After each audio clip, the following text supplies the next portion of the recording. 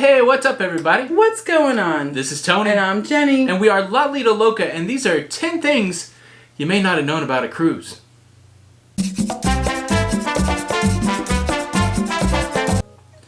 Alright, folks, we're back with another tip video. Thanks for joining us today. I think a pretty interesting video today, Jenny. There's a lot of things that you might know about a cruise, things that you might not know about a cruise. These are some things when I was thinking about when we were first-time cruisers that I didn't necessarily know. Right. It's a lot, right? It's a lot. Alright, well, we're going to go through a list of 10 things that you may not know about cruising. We might have a bonus one or two, or I think maybe a bonus one. So make sure you stay to the end, get the bonus tip, and yeah, let's just jump right into it. Let's jump into it. So number 1, completing the safety drill is mandatory. Yeah, so as a first-time cruiser, I did not realize how important the safety drill is. They call it the muster drill. There's different stations around the cruise ship, and you're assigned to go to one of these stations. And before you can even leave the port, it's like a maritime law. Like everybody has to do it. They have to check everybody off. And basically, it's like a safety briefing on an airplane. They tell you the ins and outs, what to do in case of an emergency. It's real important on a ship to know where to go in case you have to get on a lifeboat. And yeah, so if you're a first-time cruiser, you may feel the need to just blow it off, but it's one of those deals where they'll come hunt you down. That's right. And they don't make you bring your safety jacket anymore. Yeah, that's been our experience on Carnival and Princess. We have not, those are the two cruise lines we cruised on. They did not require us to bring our life jacket to the safety drill.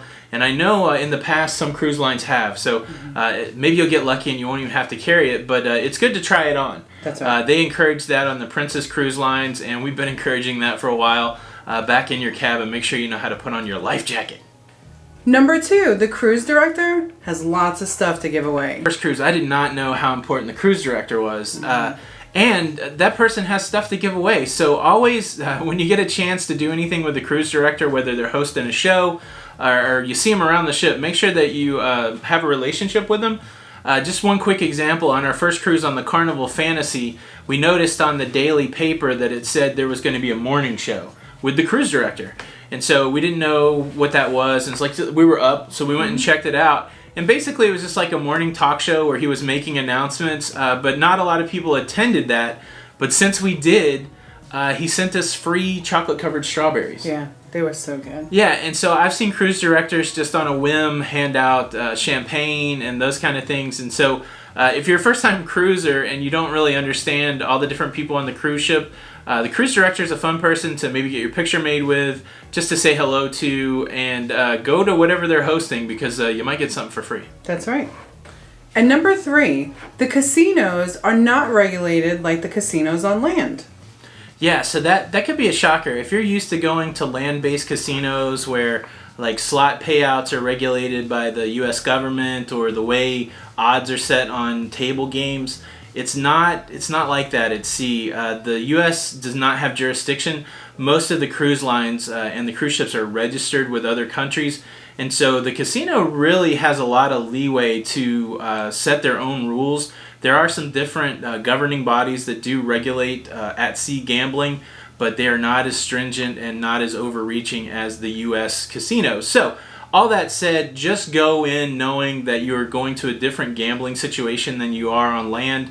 It's still a great time, but not regulated the same. So if you're used to a certain payout percentage in the U.S. on land, it may not be the same on sea. Number 4, you can get free drinks. Yes, so the appeal of cruising is it has an all-inclusive feel. So you can book your cruise and you can eat food and drink certain free drinks. But most of the time, alcohol is not included in that, and alcohol kind of comes at a price. However, there are opportunities to get free drinks on the cruise ship. One of the big ones that come to mind, they have art auctions on the cruise. Art's a big thing, and normally at the art auction, they give away free champagne. Yes. So Tony, and the casinos, if they start to get to know you and see you every night, and you get up to a certain amount of points that they would like you to have, they're going to give you free drinks. Yeah, if you are a gambler, make sure that you make yourself known to the casino host and make sure that you use your card for every kind of play that you do, whether it's slot play or table play, because there is a breaking point where you will get free drinks in the casino. That's right. And I'm going to say, again, stay friends with the cruise director, because sometimes during, like if you volunteer at an event that the cruise director's at, you might get given free champagne. Mm-hmm. And we had a situation where our cruise went poorly, and the whole cruise line had a free alcohol party for the entire ship. And so keep your eyes, keep your ears open. There may be opportunities for free alcohol on the cruise. And number 5, you can get confined to your room. Like locked up? Yes, they don't let you out. I guess that's a good one to talk about after getting free drinks, because there are a few ways where you can get confined to your room. The big one that comes to mind is if, heaven forbid, you get some sort of illness on board that you might become contagious. They might quarantine you to your room.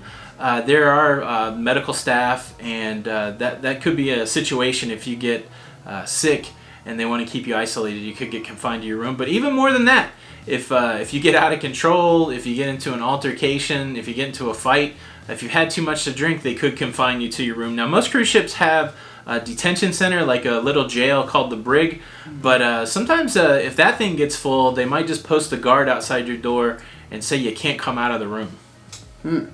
So you better stay on the straight and narrow. Follow the rules. Number 6, you can ask for more food in the main dining room. Really? Yes. Yeah, that was a shocker the first time we went on a cruise. When you go to the main dining room, they have a set menu, and sometimes there might be more than one thing that looks delicious, or there might be something you want to try, like if you've never had escargot or something crazy. That's right. You can ask for more than one entree. You can ask for more than one appetizer. You can even ask for more than one dessert. So feel free to try it. It's not weird to the cruise line. They're used to it. No need to be embarrassed. If you want a shrimp cocktail and you want some other appetizer like the escargot, just ask for both and they'll bring it to you. Yeah, they're also, if you're not into the dish that you did order, they'll make suggestions for you and bring you out a different plate as well. Yeah, don't get stuck with food that you don't like. The cruise line's really into making sure that you're happy, and so if you don't like something, have them take it away and get something else. Yeah. And number 7, it's okay to raise concerns, and it can be beneficial. Yeah, so in life, I'm not one to complain much. Most of the time, we kind of keep it on the quiet. But not so on the cruise ship. It makes sense to, if you have some sort of concern with your room or anything about your cruise, there is a whole guest services department that is happy to take care of you. And many times when you go and raise a concern, one of the ways they take care of you is they give you something. And so we've had challenges, and we've gotten free meals. And I'm not saying like go out of your way to complain to get something, and I'm not saying expect something when you go to complain. All I'm saying is this is one of those situations in life where it's okay to be to raise your concerns. Now, don't be a jerk. Be nice about it. Those are just people trying to do their job. But I've been pleasantly surprised many times that every time we've had a concern, it was addressed. And a few times they gave us stuff, which was unexpected and a nice way to make us feel better. Well, and it's also beneficial for the next cruiser. Yeah. When something is not, and that's just anywhere.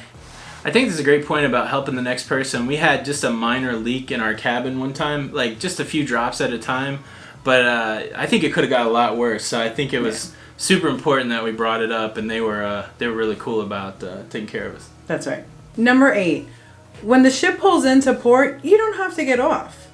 Yeah, so I thought, well, since I'm going to all these places, we have to get off at all these places. Mm-hmm. That's what we tried to do on our first cruise. On the second cruise, Jenny stayed on board one day, and then finally on our third cruise, I stayed on board one day, and it was lovely. It is lovely. Yeah, so don't feel any pressure to go to the ports. Now, you did pay a port fee, and you are going to a cool new place, but I think one of the coolest times on the ship is when it's empty, when everybody is off doing their thing. There's other people that have that same idea. It won't be completely empty, but man, there's nothing more relaxing than a very not crowded ship while everybody's out the port. So don't feel the pressure to go to port. Make sure you do everything that you want to do, and if the thing that you want to do is just stay on board and relax, make sure you do that. That's right. Number 9, the ship is just going to leave you. Yeah, I didn't realize this. This is one of those only vacations that you really could miss the vacation or get stuck somewhere during the vacation. Always make sure you plan enough travel time to get to the cruise ship on the day that you're supposed to leave, because if you don't get there, they will leave without you. If they're not providing transportation, like if you didn't book a flight through the cruise line and your flight's late or your train's late or your car breaks down, they will not wait for you. So we recommend traveling in the day before your cruise just to make sure you're there and you don't have any issues. And then if you do go out on a port stop, make sure you know what time you are supposed to be back on the ship, because if you are not back during that, at that time, the ship will leave you. That's called a pier runner. And I think that's one of our biggest phobias, is missing the ship. Absolutely. But I didn't realize that, like, before we went cruising and before we started looking some of this stuff up and seeing what other people were doing, I thought, well, of course they've got to wait for you. Not so true there. Nope. Now, if you're on an excursion, like you said, and you book it through the cruise line, yes, they're going to wait for you. Yeah, or make arrangements for you to catch up. That's a good point. If you're doing anything that's associated or that you bought through the cruise line, they're not going to leave you, or they will find a way to get you back on the ship. But if you're off on your own doing your own thing, they gone. They're gone. Nice. And number 10, you can get discounted alcohol and tobacco on the cruise ship. Yeah, so I didn't realize this whole duty-free shopping deal. Right. But the cruise line and some of the ports, they will offer big-ticket items like alcohol and tobacco at a cheaper price. Yeah, so even things like perfume, things that cost a lot in the States, there'll be shops that are called duty-free. That means you're able to buy them for a discounted price and bring them back into the country without paying additional tax. And you just got to make sure there's some regulations around how much you could bring back. Like, you couldn't go buy a couple cases of alcohol. So make sure you check with your cruise line and the ports that you're coming out of to know exactly what you can buy. But if you are somebody who likes to stock up your bar, you might be able to get some cheap alcohol to do that when you go on your cruise. Now, when you buy something at port or when you buy something at the duty-free shop, at least alcohol, you're not going to be able to consume it on the cruise line. You'll have to wait till the end of the cruise. But like if you buy tobacco products, you can get those discounted and use them right away. That's right. Hey, did you know you said duty? It's a smelly topic, Jenny. All right, that was 10 things, but wait. There's more? How about a bonus? How about a bonus item? Jenny, what is the bonus item, and this one completely caught me by surprise, that you might not have known about a cruise? The bonus topic is you can win a free cruise. You can win a free cruise. Now, this was a special circumstance. I haven't seen it on a cruise since, but on our first cruise to Cozumel, we had some issues and we weren't able to go to Cozumel, and a lot of things kind of went wrong on that cruise.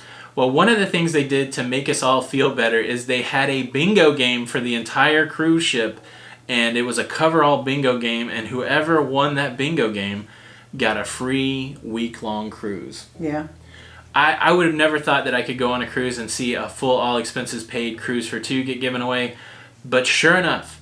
And so I guess the takeaway there is go to any of these events where you think there might be some sort of giveaway, because the prizes might not just be a little trophy or a bottle of champagne. Man, that day the whole thing was another cruise. It's pretty amazing. It's pretty cool. Mm-hmm. All right, folks, those are 10 things and a bonus that you may not have known about a cruise. I know a lot of that's geared at first-time cruisers, but maybe there was a nugget or two for those of you experienced cruisers out there, and I know that list could be a lot longer. What's one of your favorite things that weren't on the list that you might want to share with everybody else? Leave a comment below. And hey, if you like this video, if you find these tips helpful, if you find it entertaining, maybe hit the thumbs up button, and we would encourage you to subscribe to our channel, Lido Loca, with the notification bell on. That's right. We are also on Twitter and Instagram. And we have a Facebook community called the Lido Loca Cruising Community. It's where the Loca fam lives. A lot of fun, a lot of like-minded cruisers. We would invite you to come over there and join us, join the conversation, and let us all know what your tips are. That's right. All right, everybody. My name's Tony. And I'm Jenny. And we are Lido Loca. And until the next time. We'll see you on the Lido. We'll see you on the Lido. Bye. Bye.